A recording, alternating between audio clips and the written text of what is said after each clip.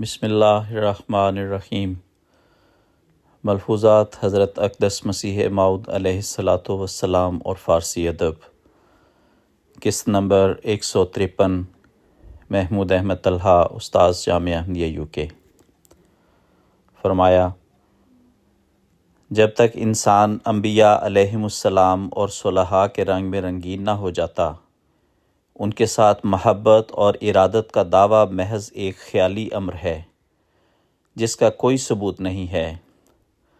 از عمل ثابت کنان نوری کے در ایمان توست، دل چو داودی یوسفی را راہ کن آرا گزین۔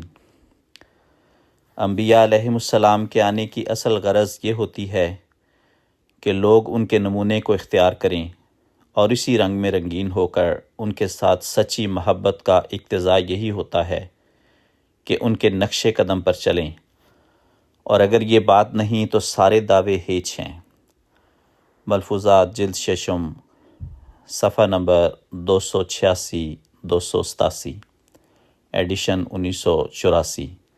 تفصیل: اس حصہ ملفوظات میں آمدہ فارسی شعر حضرت مسیح موعود علیہ السلام کا ہے، جو کہ روحانی خزائن کی جلد سوم کتاب فتح اسلام صفحہ نمبر 45 پر ہے۔